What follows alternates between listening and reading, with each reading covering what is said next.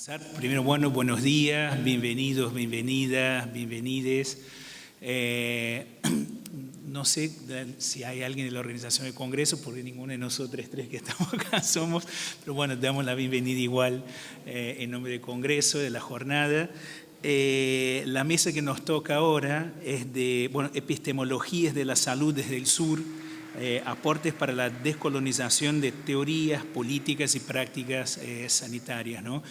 Pensé hacer alguna introducción muy rapidita, pero como estamos retrasados no me voy a profundizar en eso. Simplemente decir que más allá del aporte seguro que va a hacer en esa discusión les invitados que tenemos, ¿no? Hoy para discutir van a desarrollar en 20 minutitos el tema. Es un tema complejo, claramente no lo vamos a abordar en dos presentaciones de 20 minutos, pero quizás, ¿no?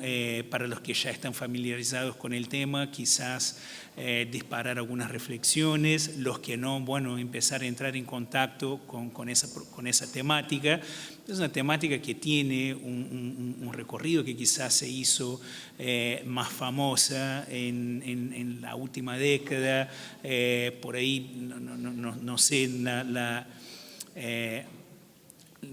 lo que hacen ustedes que están en el público, qué sé yo, qué familiaridad tiene con esa discusión, pero intuyo que por ahí muchas conocieran o se acercaran a esa temática a partir de los textos de Boaventura de Sousa Santos, ¿no? Un poco polémico está Boaventura con el temita ahí un temón, ¿no? De su... de acoso, qué sé yo, pero bueno, los aportes académicos, intelectuales que hizo sobre el tema, ¿no? De la mirada de las epistemologías desde el sur. Y interesante también los planteos de Boaventura, ¿no? Porque no solo la cuestión del colonialismo y el postcolonialismo, sino que, bueno, trabaja también desde una perspectiva propia, es verdad, no hegemónica, si se quiere, dentro de lo que es la literatura del tema, del el posmodernismo también. Entonces me parece que hay ahí algunas cuestiones de poder pensar la salud desde esa mirada, ¿no? Pensar, como plantea la mesa, ¿no? Las políticas públicas, pero las prácticas también, ¿no? Una cosa por ahí no funciona muy bien sin la otra. Las prácticas se dan en un marco, ¿no? En un territorio concreto, y bueno, y las políticas públicas de alguna manera se materializan, ¿no? En esos lugares también. Entonces me parece que es un lugar de encuentro, ¿no? En los territorios, y los territorios nuestros pueden ser la comunidad, los centros de salud, los hospitales, ¿no? Los territorios de la salud, y bueno, pensar un poco qué es necesario, ¿no? Para que se dé ese encuentro en esos territorios entre las políticas públicas y las prácticas, ¿no? Y cómo esa mezcla, ¿no? Esa emulsión, digamos, de miradas puede plasmar por ahí ideas que se retroalimenten dentro de esa lógica, dentro de una lógica decolonizante o decolonizadora, ¿no? Y que además responde a los desafíos de nuestra época. Nosotros tenemos desafíos complejos, ¿no? Si entendemos que estamos en la transición hacia una sociedad, un mundo posmoderno, con todo lo que implica eso, la tecnología aportando, acelerando esos procesos, la tecnología que entró fuerte dentro del sistema de salud, que entró fuerte en nuestras vidas, ¿no? Fundamentalmente después de la pandemia. Durante la pandemia nos apoyamos muchísimo en esas teorías y se abrió un espacio, por ahí, por lo menos de la perspectiva que tengo yo desde mi trabajo en la gestión sanitaria de casi 20 años, no imaginaba la entrada tan fuerte y tan rápida de un montón de tecnologías intermediando las relaciones, ¿no? Entre profesionales, trabajadores, entre los trabajadores y los usuarios, qué sé yo. Todo eso genera también, ¿no? Genera soluciones claramente, pero también genera problemáticas, y quizás poder pensar la respuesta a esas problemáticas, ¿no? Desde un lugar decolonizante, apostando también de la misma manera que, bueno, entró rápido la tecnología. Hay un montón de cosas que estamos discutiendo desde el campo sanitario, ¿no? De reconocer determinadas prácticas, determinadas miradas producidas acá en la región, ¿no? cómo también aprovechemos esa brecha para incorporar rápido también. Rápido no quiere decir de manera irreflexiva, ¿no? Pero bueno, de que podamos abrir el espacio también para que esas miradas, ¿no?, desde el sur, si se quiere, también puedan hacerse carne, intrincarse, ¿no?, en nuestro sistema de salud. Es un desafío tremendo, los que trabajamos en el sistema de salud, que conocemos de adentro, la gestión, los hospitales, ¿no?, es como... Nada, hay que dar tiempo para que esas transformaciones se den, pero bueno, hay que empezar, y quizás la discusión que pueden aportar los compañeros que me acompañan acá en la mesa, nos puede ayudar a pensar cómo ir incorporando esa mirada. Bueno, presento entonces, voy a tener que leer porque tienen currículos muy grandes, muy largos, los compañeros que están acá. Primero presento acá a mi izquierda Odette Santos, que es una compañera de México, es cirujana dentista, tiene una maestría en medicina social y un doctorado en ciencias en salud colectiva en la Xochimilco de México. Es investigadora de la Universidad Nacional Autónoma de México, es profesora en salud pública, en epidemiología, en posgrados en la Universidad Autónoma de México, investigadora asociada y coordinadora del eje Feminismos Decoloniales y Salud del Grupo de Salud Internacional de Claxo. Bueno, fundadora y miembro del colectivo ASATAS, investigadora asociada de proyectos de investigación y abordaje transdisciplinario de la epidemiología, de mesotelioma, del Consejo Nacional de Ciencia y Tecnología de México. Bueno, y acá de mi lado derecho está Gonzalo Basile, que es epidemiólogo, cientista social, tiene una maestría en epidemiología y varios posgrados en salud pública y epidemiología. Tiene un doctorado en salud internacional por la Universidad Autónoma de Barcelona, posgraduado en economía y política de salud en la London School. Y bueno, actualmente es director e investigador principal del Programa de Salud Internacional de Flaxo en República Dominicana, y además coordinador regional del GT de Salud Internacional y Soberanía Sanitaria de Claxo. Además es profesor en varias carreras de posgrado. Bueno, vamos a empezar entonces con los aportes de Gonzalo. Voy a tratar de ser muy justo con el tiempo porque ya estamos retrasados. ¿Dale? Bueno, muchas gracias, Gonzalo. Bien. Buenos días a todos y todas. No sé si tienes voy a usar una presentación para tratar de ajustarme al tiempo.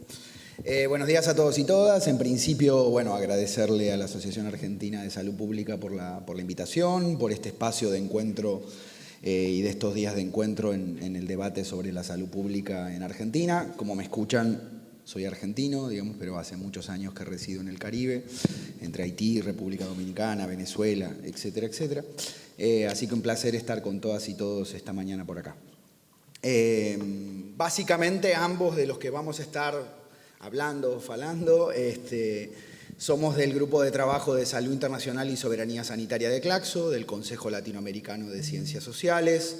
Básicamente ese grupo de trabajo es una red, es una plataforma regional que hoy debe componer unas 250 investigadoras e investigadores asociados de toda Latinoamérica y el Caribe, y aproximadamente unas 55 instituciones académicas de la región. Y es desde ahí un poco que venimos trabajando. ¿Puedes pasar el...? Permiso. Perfecto. Buenísimo, así que yo puedo... Entonces, bueno, es desde ahí un poco que les voy a estar tratando de introducir muy rápidamente algunos elementos de lo que se está discutiendo dentro de Claxo, ¿no? O sea, y un poco dentro del GT de Salud Internacional. Es verdad, digamos, un poco que lo que van a estar viendo como salud desde el sur, efectivamente, quienes más nos conocen saben un poco que todo el pensamiento decolonial latinoamericano era bastante, o por no decir muy crítico a Boaventura. Esto hay que decirlo, digamos, también, ¿no? Muchos de nosotros venimos de otra trayectoria en el pensamiento decolonial latinoamericano, básicamente porque el pensamiento descolonizador latinoamericano caribeño tiene largas décadas, ¿no?, de construcción en Latinoamérica y el Caribe, en distintas referencias y referentes. Algunos conocerán a Enrique Dussel, otros a Ramón Gross Foguel, otros a Yuderquis Espinosa, a María Lugones, a Chantal Mohanty, en India, a Silvia Rivera, a Cusicanqui en Bolivia, es decir, una gran cantidad, Catherine Walsh, Eduardo Mignolo, es decir, una gran cantidad de referencias de un movimiento que, claro, entró a la academia, pero que es un movimiento previo, ¿no? Que toma y aprende en realidad de la ecología de saberes de otros sistemas de conocimiento, porque lo decolonial está llegando tarde a la academia, ¿no? O sea, hace 500 años que las naciones indígenas originarias, digamos, están resistiendo y trabajando lo decolonial, y básicamente por eso después voy a hacer algunos comentarios rápidos, porque sé que en Argentina a veces también hay alguna confusión entre lo decolonial y lo postcolonial, ¿no? Y los estudios en ambos casos. Entonces, un poco me voy a detener ahí muy rápidamente en estos elementos, ¿no? En primer lugar, bueno, empezar a hacer algunas cartografías muy rápidas, porque como decía el colega, tenemos poquito tiempo y haremos más avisos un poco parroquiales, pero ahí les estoy mostrando unos engranajes, ¿no? Es decir, unos engranajes que a veces, dependiendo del campo de donde nos movemos, vemos esos engranajes o hacemos críticas a veces incluso a esos engranajes de forma separada o por pedacitos, ¿no? Ahí vemos la biomedicina clínica y toda la dinámica de lo que fue construyendo como saber poder hacer, digamos en términos de la biomedicina clínica, eso que conocemos como el pensamiento de la salud pública, digamos después vamos a discutir qué salud pública o qué pensamiento de salud pública hemos incorporado en el sur global o en Latinoamérica y el Caribe, pero con unos engranajes geopolíticos ahí, con unos engranajes que tienen que ver con la geopolítica de la doctrina panamericana de la salud. Lo bueno es conocer, porque a veces solo conocemos el nombre de una organización, de la Organización Panamericana de la Salud, pero tratar de comprender o aproximarnos a discutir qué doctrina ha construido ese panamericanismo sanitario, que básicamente en gran medida ha modulado y modelado no solo la integración regional en salud pública en Latinoamérica, sino que ha modulado y modelado nuestras formas de pensar y hacer teoría, práctica, política dentro de nuestras institucionalidades públicas, con una permeabilidad muy importante, y algo más, si quieren, como decía el colega, más posmoderno, más contemporáneo, de eso que conocemos como el concepto de salud global, digamos, ¿no? El que nosotros le ponemos la salud global liberal, porque la salud global tiene ahí unas lógicas contemporáneas de supuesta actualización de esa vieja salud pública panamericana en una salud global mucho más líquida, mucho más sobre la individualización del riesgo, etcétera, etcétera, etcétera. Básicamente, entonces, un poco lo que estoy tratando de enunciarles muy rápidamente es que, un poco ahí lo que dice a veces Bernal o el querido Santiago Castro Gómez, ¿no? de Colombia, es centralmente estos engranajes nos produjeron como una epistemología de punto cero. ¿Qué quiere decir la epistemología de punto cero? Es decir, que el conocimiento nació acá. Es decir, que hay un punto de producción de conocimiento que se empieza a producir conocimiento dentro del campo de la salud, dentro del campo de las formas de pensar, hacer, ¿no?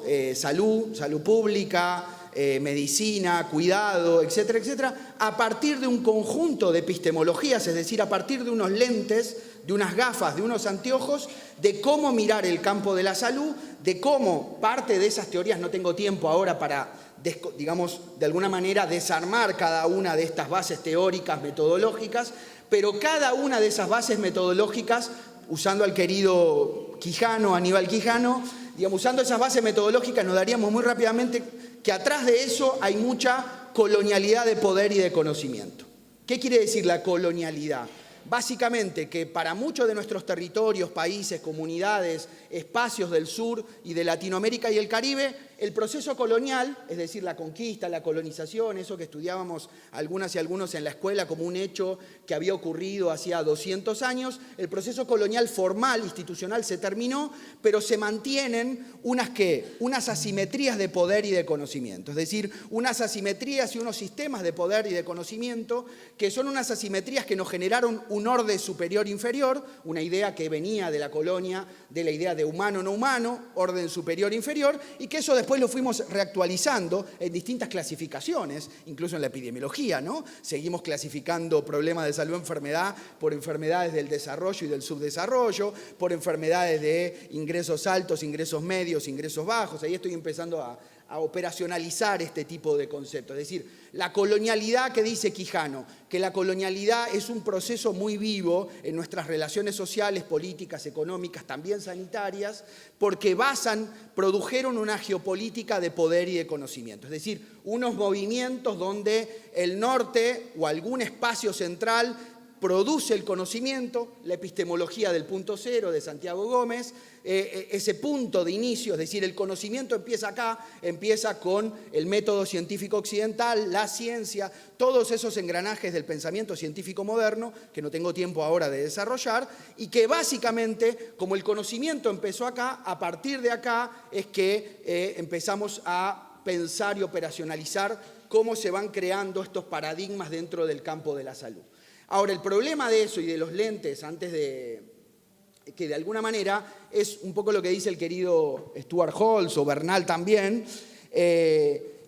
digamos que de alguna forma es mirar esto, ¿no? No tanto solo los engranajes, bueno, esto lo vamos a pasar, pero un poco para entender dinámicas diferentes, después voy a volver, pero esto, ¿no? O sea, de alguna manera, cómo en realidad esta epistemología, esta forma de conocer y de hacer en el campo de la salud, en el campo del pensamiento de salud pública, nos ha puesto esa colonialidad, nos coloca siempre en un lugar de repetición y adaptación o de administración. Es decir, lo que muchas veces hemos incorporado a lo largo de, digamos, décadas y décadas, es de alguna manera lenguajes, conceptos, mandatos, teorías, políticas, después eso se transforma en las famosas agendas globales de gobernanza en salud, en la agenda regional panamericana de salud, pero eso que lo vemos consolidado, ¿no? Casi siempre lo vemos con algunas representaciones institucionales, con algunos organismos, con algunas academias, ¿no? Que sería largo de explicar porque ahí hay unas readecuaciones, ¿no? Unas readecuaciones que van mutando o van cambiando, pero que mantienen esa colonialidad y asimetría del poder y el conocimiento también dentro del campo de la salud. Entonces, un poco yo les había traído esta un poquito pequeña recta histórica para entender que lo que nosotros estamos en gran medida denominando salud pública, primero tiene unas bases y unos fundamentos profundamente coloniales.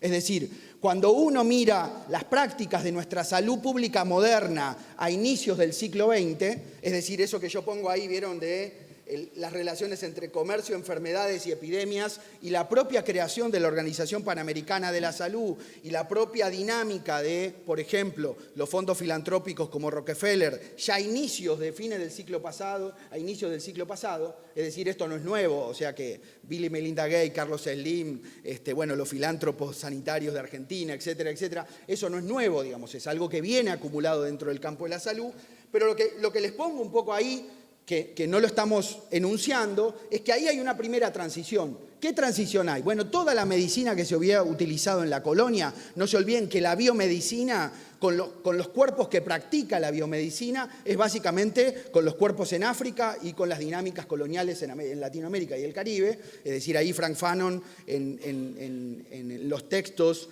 de Medicina y Colonialismo, Fanon, un intelectual caribeño que va a estar después discutiendo con el imperialismo francés, discutiendo el colonialismo francés. Fanon era psiquiatra, había hecho biomedicina clínica, es decir, había pasado por una escuela de medicina, pero Fanon, ¿qué describe ahí? Bueno, el médico, la biomédica, es decir, porque ¿quiénes eran los biomédicos en la dinámica colonial?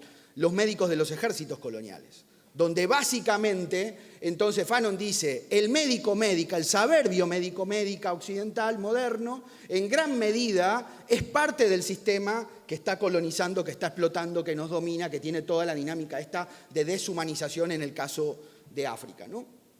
Entonces, un poco lo que les estoy mostrando ahí es una primera transición. ¿Cuál es? La transición entre lo que sería la medicina colonial, que después se va a readecuar y se va a empezar a llamar ya más a inicios del siglo XX medicina tropical, de enfermedades tropicales. Siempre me río mucho, ayer me contaba alguien de Bélgica. Hoy esas escuelas de medicina tropical, ¿dónde eran? En London, en Francia, después Harvard, lo que hoy son los programas de salud global o de salud internacional. Quien les habla pasó por ahí, los conoce bastante bien. Y esos programas que hoy están diciendo, bueno, ahora nos vamos a descolonizar, en sus placas tenían, no sé, una foto de un africano o de un lóbulo africano o la medida de cómo habían ido a erradicar tal o cual enfermedad, porque la medicina colonial además era una medicina ¿de qué? De control poblacional, era una medicina de separar enfermos de sanos, de culpabilizar a las poblaciones, todo lo que le suene a la salud pública contemporánea, es decir, hacer cordones sanitarios, hacer persecución, que después la policía médica la va a aplicar también Europa en sus dinámicas europeas. Lo que trato de decir es que ahí hay unas mutaciones y dinámicas y transiciones entre medicina colonial, medicina tropical, a la salud internacional, a lo que llamamos salud internacional y después salud global, que no tengo tiempo de describir, pero que esas mutaciones fueron produciendo lenguaje, fueron produciendo prácticas, fueron produciendo también dinámicas geopolíticas. ¿Qué es la geopolítica? Las dinámicas de relaciones de poder dentro de los espacios, es decir, cómo las relaciones de poder tienen dinámicas territoriales, tienen dinámicas de espacio. Eso que describimos como, bueno, esto que hay un desarrollo y un subdesarrollo, ¿no? Que hay un norte y un sur, que hay un sistema superior e inferior en el conocimiento, en el saber, también impacta en la salud. Ahora, claro, todas esas dinámicas también se permearon dentro de nuestras institucionalidades públicas. Tampoco tenemos tiempo acá de describir, pero si uno mirara todas las bases de las creaciones de lo que podríamos decir los artefactos del Estado, el Estado-nación moderno en Latinoamérica, ¿sobre qué base se construye? Se construye sobre bases de herencias coloniales, pero también se construyen nuestros propios ministerios de salud pública, muchas escuelas de salud pública se construyen incluso en algunos países con mandatos, digamos, y dinámicas de qué? Por ejemplo, de erradicar o eliminar enfermedades que eran un problema para el capital global o el capital en la dinámica de Estados Unidos en la región. Acá Saúl ha hecho alguna cosa sobre malaria, pero hay también cosas sobre el Canal de Panamá, es decir, los enclaves productivos, éramos nosotros, Latinoamérica, enclaves productivos, y para extraer materias primas habría que eliminar, por ejemplo, la malaria, porque si no, no se podía extraer el petróleo en Venezuela, y ahí empiezan también a haber toda una dinámica de financiamiento de escuelas de salud pública, de programas de inmunizaciones y demás, entre la Fundación Rockefeller y otros actores globales.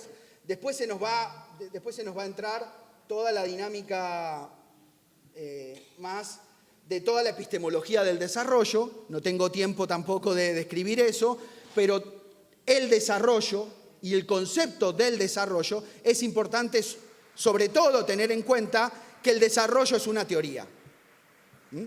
Digamos, y que esa teoría, la teoría del desarrollo, presupone que todos los territorios, todos los estados-nación, todos los países son unidades nacionales que todos se están desarrollando al mismo tiempo de la misma manera. Nada más que algunos lo hicieron más rápido y mejor y otros lo hicimos más lento, somos medio inferiores, medio tontos y vamos más lento en el desarrollo. Por eso somos subdesarrollados, digamos, ¿no? Y en esta idea, lo que dice alguno como Wallerstein o Quijano, dice, bueno, hicieron como un truco de ilusionismo, ¿no? De repente, los desarrollados se transformaron en ¿qué? En el ejemplo y el modelo a seguir por los que están desarrollándose, digamos, ¿no? Entonces, esa epistemología del bienestar y del desarrollo, que después es la epistemología que va a actualizar Amartya Sen con su dinámica de desarrollo humano, es otra epistemología que se mete al campo de la salud.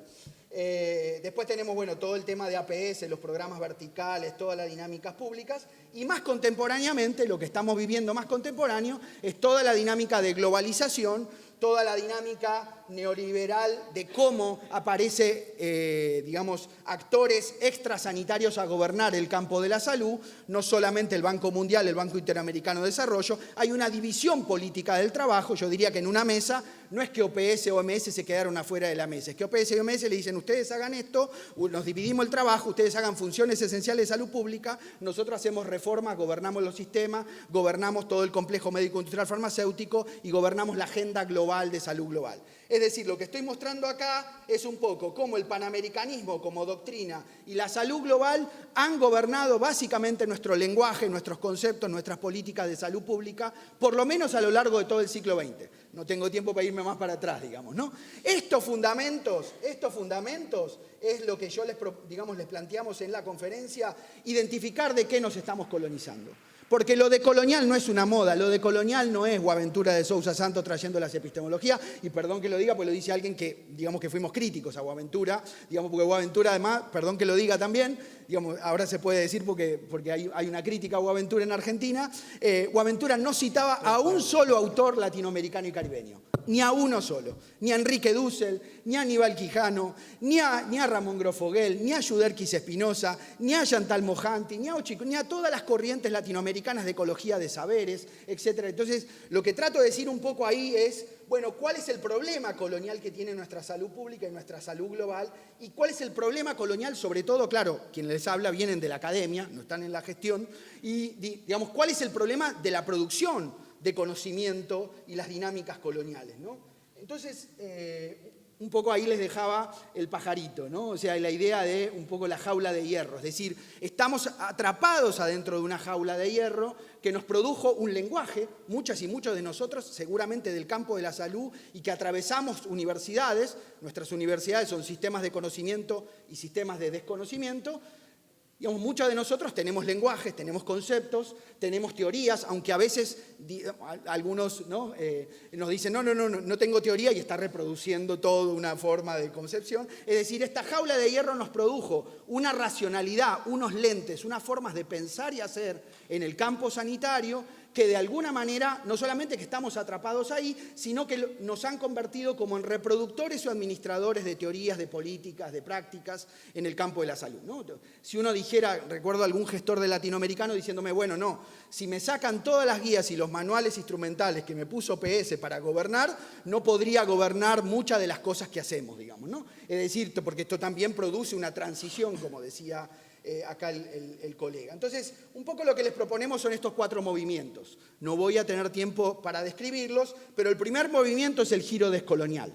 ¿Qué es el giro decolonial? Bueno, básicamente cambiar los anteojos. Es decir, cambiar los lentes, digamos, y las formas teóricas de cómo estamos pensando el pensamiento sanitario latinoamericano y caribeño, cómo estamos pensando el pensamiento de salud pública en Latinoamérica y el Caribe. El giro decolonial es un concepto de Maldonado Torres, de Puerto Rico, que Maldonado Torres dice hay que cambiar, hay que hacer un giro, hay que cambiar nuestras coordenadas para dónde miramos para producir conocimiento. Es decir, se los traduzco, bueno, quizás tenemos que dejar de mirar academias del sur y academias del norte y producciones del norte para empezar a producir conocimiento y prácticas en el sur. Segundo, hay una cuestión, un segundo movimiento que es toda la dinámica de geopolítica y determinantes sociales internacionales de la salud. Es decir, cómo esas geopolíticas y esas determinaciones internacionales de la salud, y ahí tomo lo del SARS-CoV-2, para entender que hay unas dimensiones globales, geopolíticas y de determinaciones internacionales, un nivel y una dimensión general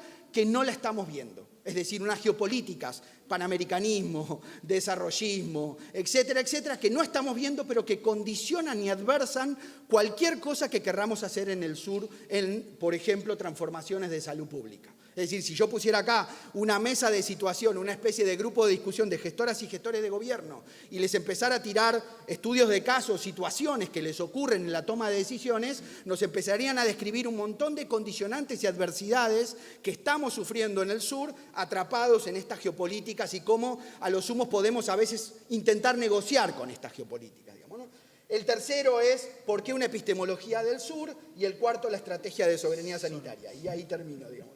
Entonces me voy a ir solo a la propuesta de las 4 rupturas, que ya la vieron. Me voy a pasar todo esto para llegar. Eso era un poquito las diferencias entre lo postcolonial y lo descolonial. Y lo decolonial. Hay diferencias importantes porque lo postcolonial es lo que está en las academias del norte. Entonces, un poco, ¿por qué una salud desde el sur? Es decir, ¿por qué plantear toda una dinámica y una discusión de las saludes del sur? Básicamente, digamos, primero como una opción epistémica, es decir, como una opción de producción de conocimiento, pero también como una opción político-ética. Es decir, partir, construir, sabiendo que no tenemos una definición de una salud internacional desde el sur, o una salud desde el sur, porque no es una definición, es una aproximación, es una epistemología en producción, pero que en gran medida en Latinoamérica y el Caribe esto se está produciendo todos los días. Lo que está haciendo, por ejemplo, situadamente y contextuadamente, Claxo, o muchas y muchos de nosotros, es llevar esta discusión adentro de la academia latinoamericana de salud pública, digamos. Pero en realidad esto es una discusión que ya se estaba dando en otros espacios latinoamericanos, territoriales, académicos y demás. El segundo es construir una alternativa. Yo entiendo el enamoramiento sobre la contrahegemonía, pero la contrahegemonía nos hace a veces ponernos como comentaristas de la hegemonía. Es decir, bueno, qué malos que son porque son hegemónicos, digamos, ¿no? Y miren lo que ha hecho la biomedicina, esta salud pública funcionalista de enfermología pública. Bueno, ¿cómo damos una discusión? Nosotros, un poco en este planteamiento, van a ver que no es un planteamiento para descolonizar el panamericanismo ni para descolonizar la salud global. Digo esto porque seguramente estamos a horas que en cualquier momento la Organización Panamericana de la Salud va a sacar un documento diciendo que se están descolonizando. O que, no, porque esto lo está haciendo Harvard, lo está haciendo London School, lo están haciendo todas y todos, sacando documentos y unos textos donde básicamente acá, digamos, ahora Odette nos va a hablar de eso, sentarían a alguien racializado, a alguien que el sistema de ese mundo lo racializó, digamos, perdón que lo diga, una negra, un indígena, de naciones indígenas originarias, y diría, bueno, ahora los estamos escuchando, nos estamos descolonizando, digamos, ¿no? La recuperación entonces de pensamiento complejo, y yo diría no tenerle miedo a estrategias de soberanía sanitaria de desconexión. Es decir, la soberanía sanitaria es una estrategia regional, no es una estrategia nacional, es una estrategia regional, y las estrategias regionales como soberanía sanitaria pueden tener tres movimientos, ¿no? Lo que el querido Helio Yaguaribe y Teutonio dos Santos nos plantearon. Bueno, ¿cómo hacer para visibilizar las dependencias que tenemos en el campo de la salud, dependencias científico-tecnológicas, sanitarias, teóricas, políticas, pero además cómo construimos espacios de autonomía y espacios de desconexión o desenganche, ¿no? Y por último, entonces, reconocimiento. Reconocimiento, la salud desde el sur y la soberanía sanitaria implican reconocer que no todo se resuelve solo en las relaciones intergubernamentales y en los estados-nación y los gobiernos, y no todo se resuelve en la cuestión del reconocimiento, en que nuestros sistemas de conocimiento, además que eran profundamente coloniales, que están basados en epistemologías incluso críticas del norte, además son incompletos y son inacabados. Entonces tenemos que reconocer que nuestros sistemas de conocimiento no responden a la complejidad del saber de la vida, y eso se trata de alguna manera de aproximarnos a construir un pensamiento crítico latinoamericano en salud, actualizado, vigente, digamos que actualice pero que repiense también las categorías que estamos utilizando, es decir, los lenguajes y las palabras, porque eso que hablamos, que construimos como lenguaje, como conceptos, también determina mucho las prácticas y lo que hacemos. Nada más y perdón los minutos. Gracias. Estoy de acuerdo que Gonzalo va a tener que poner $100 por minuto pasado, serían acá $500. No, gracias Gonzalo. Bueno, la verdad, como habíamos dicho, ¿no? Es un tema complejo, amplio, ¿no? Que por el tiempo sabíamos que el desafío de al menos llegar a hacer una aproximación al tema, me parece que fue exitoso en ese sentido, de abrir la discusión, de mostrar la complejidad, de mostrar algo de historicidad. Vos planteaste ahí la cuestión, bueno, me quedo con el siglo XX, podía haber ido más para atrás seguramente, pero solo con el siglo XX tenemos un montón ya para entender desde dónde se está haciendo el planteo. Bueno, voy a pasar entonces la palabra a Odette. ¿Odette? ¿Está bien dicho? Sí. Bien, bueno, perfecto. ¿Tenemos 10 minutos? ¿En serio? Bueno. No, porque vamos a cerrar eso, porque a las 11:30 empieza la otra, ¿no? Entonces vamos a negociar acá, que Odette va a hablar sus 20 minutos y quizás la otra charla empieza 5 minutitos después, porque esa empezó más tarde, ¿no? Porque yo creo que bueno, ahí ya no sé, yo negocio hasta acá, porque yo también me tengo que ir. Bueno, entonces le paso el micrófono para que pueda desarrollar su... Bueno, parece que hubo problemas con la presentación. A veces pensamos que son actos…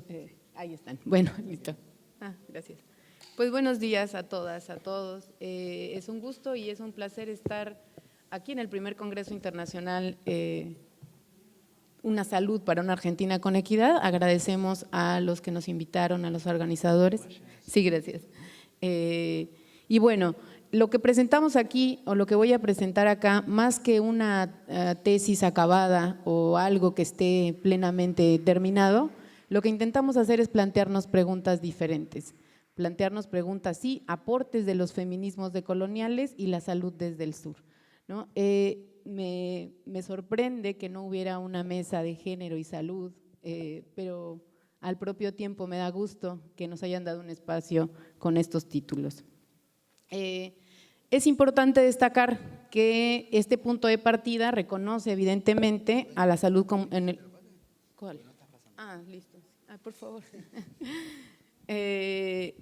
Digamos que hablamos del reconocimiento de la complejidad del campo de la salud y en particular las relaciones de poder que en él y por él se reproducen, desde y cómo a una interpelación de la epistemología hegemónica, de la biomedicina clínica y de la salud pública funcional, y como una interpelación a las prácticas biomédicas que actúan siempre desde la enfermedad y lo que ha permitido que estas formas de atención, las políticas públicas en salud, la epidemiología tradicional y las prácticas en salud se reproduzcan. Es una invitación a mirar que desde donde estamos siempre reproducimos relaciones de poder, todas y todos, en todo momento, en el campo de la salud. Entonces, la invitación es el reconocimiento de eso, ¿no?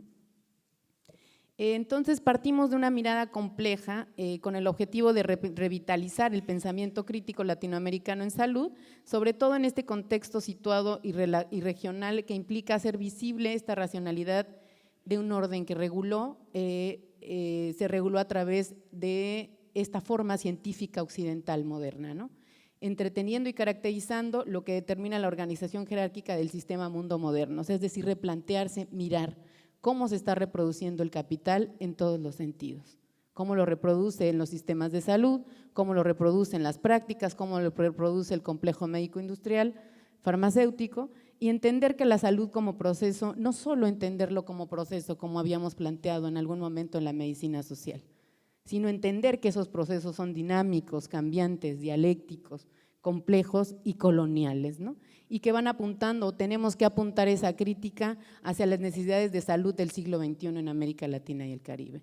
Situarnos regionalmente nos ayuda a mirar que los contextos, los territorios y los lugares desde donde nos enunciamos no son los mismos para todos. No se racializa igual en México que en Argentina o que en el Caribe. ¿Cómo se vive el racismo en los sistemas de salud diferenciados en todos nuestros territorios?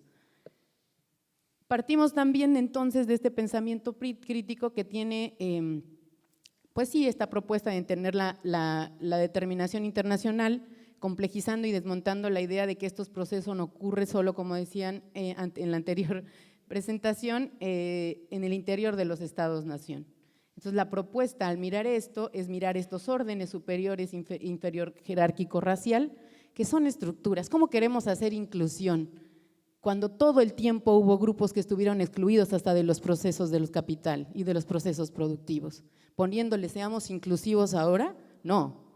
Es entendiendo que estos órdenes jerárquicos se desarrollaron complejamente en nuestras prácticas, en nuestras mentes y en todo lo que hacemos. Por eso todos podemos reproducir esas estructuras. Entonces, el elemento básico para entender o la elaboración de un marco teórico desde la epistemología del pensamiento crítico es esta experiencia situada y la historicidad de los procesos. Y cómo esta historicidad y este planteamiento situado nos lleva a no entender el universalismo de los conceptos. No siempre va a funcionar un concepto, ahora voy a hablar de eso, de género, pero que finalmente lo que hacemos en el GT es estudiar y pensar el cómo y por qué y para quién de un orden médico que se estructura a partir de una clasificación de identidades basadas en superioridades patriarcales, raciales, sexuales, subordinando todas las prácticas en salud. Entender eso, esa es la invitación, por eso es una invitación general, amplia. La historia de las luchas de las mujeres latinoamericanas y caribeñas por el cuidado integral de la salud y la vida tiene sus raíces en estas estrategias de afrontamiento a las herencias coloniales, patriarcales. No es nueva esta lucha. La gente no está luchando solo por su salud, está luchando por la vida y por sus procesos de vida. Y eso sucede desde hace 500 años, ¿no? Entender a la raza, a la etnicidad, a la clase social, a los procesos de vivir, trabajar y enfermar y morir, es entender cómo se desarrollan estas estructuras patriarcales jerárquicas dentro de los sistemas de salud, pero dentro de las prácticas también. Entonces, estas luchas han tenido una tradición y una resistencia cultural que ha tenido sus expresiones en los movimientos sociales y feministas que han evidenciado, denunciado políticas sanitarias y orden médicos jerárquicos como herramientas indispensables de control de los cuerpos. Los ha biomedicalizado. Y estas herramientas de control a través de las prácticas clínicas, de los diagnósticos, de los tratamientos, ha sido normalizada.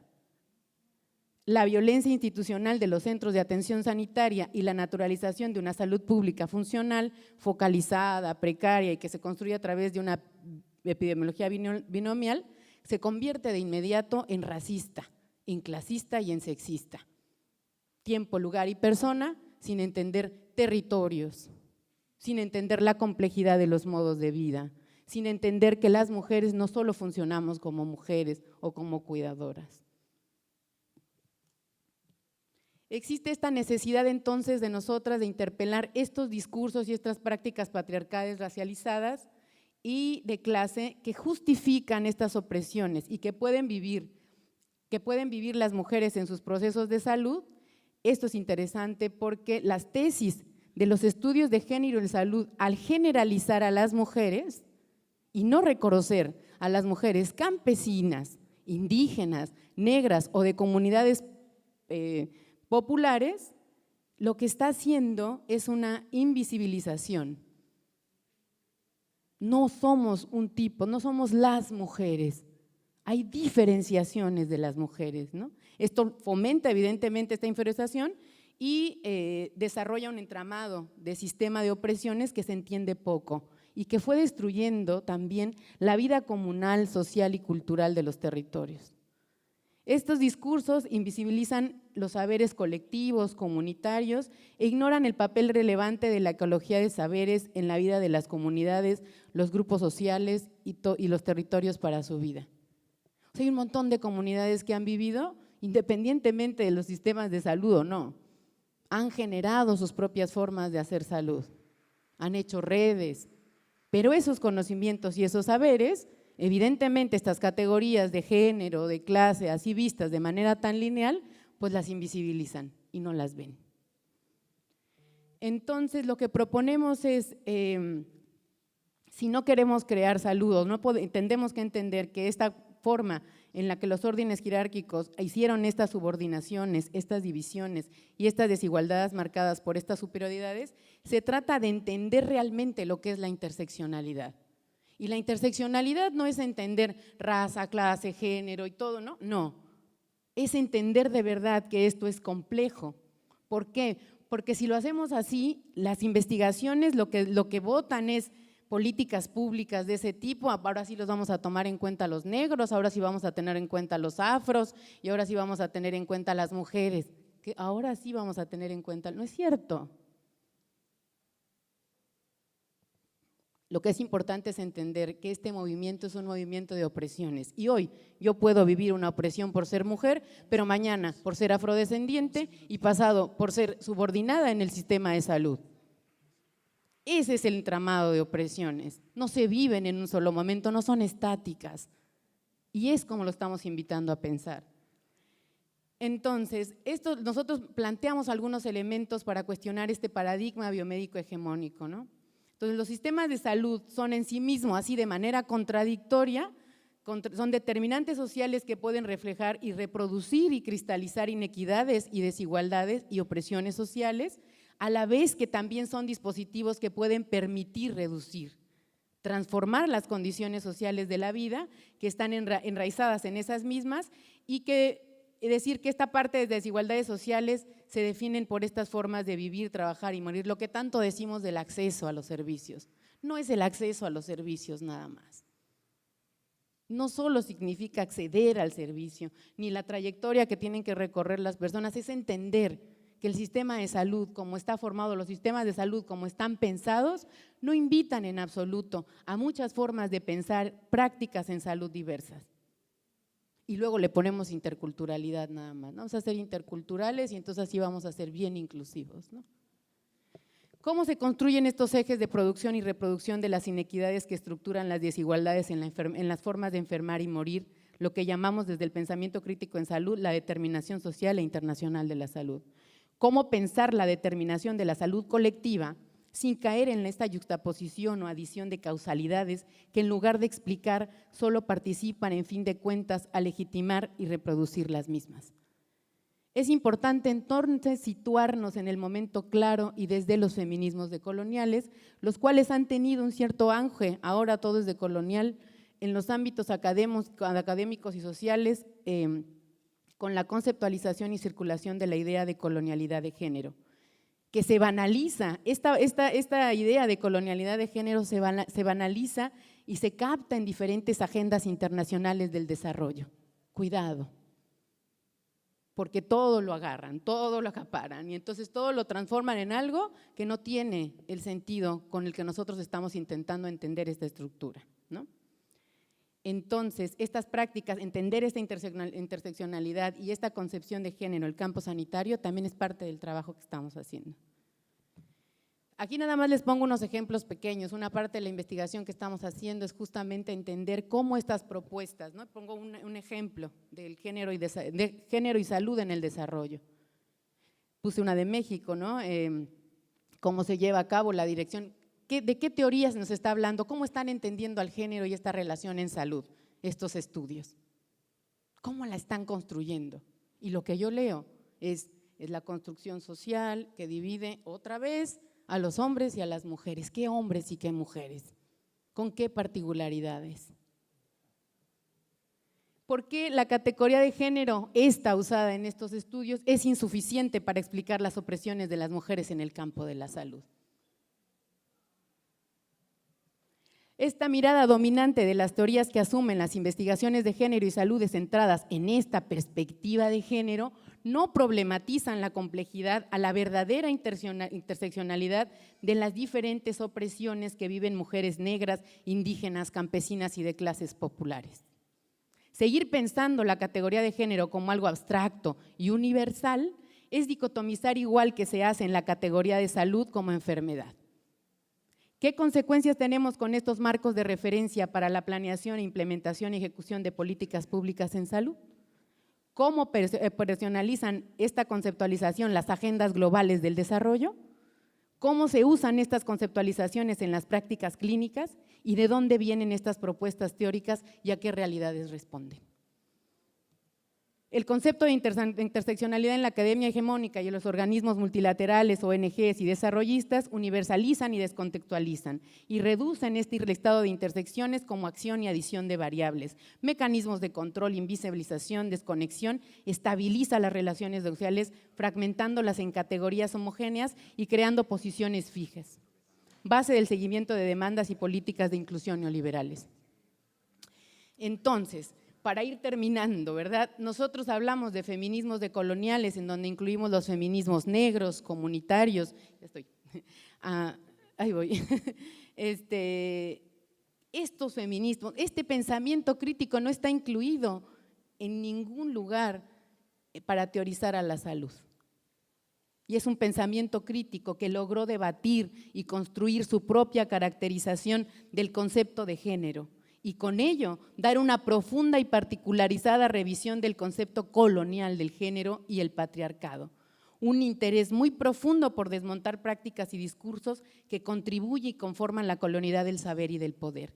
Este pensamiento crítico interpela la categoría de género propuesta por los feminismos blancos, eurocéntricos y dominantes, que al permear y colonizar el conocimiento en los movimientos feministas que de alguna manera se perfilaron en todos los estudios y en las políticas de la Organización Panamericana de la Salud, de la Organización Mundial de la Salud, que pretende estudiar la interseccionalidad, claro, mediante categorías lineales como clase, raza y género, o como variables que podían dar cuenta de inequidades en salud. Pero ¿quién no sabía que esas inequidades creaban desigualdades en salud?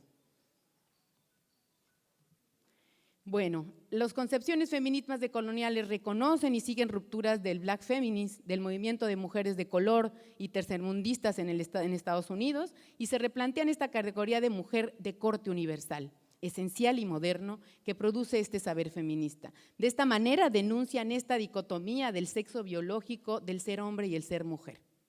Asimismo, entienden a la totalidad como el sistema mundo moderno colonial y enuncian a la colonialidad como uno de los elementos constitutivos del modo de producción capitalista, que se funda en la imposición de la clasificación racial y étnica. No se pudo haber desarrollado de otra manera.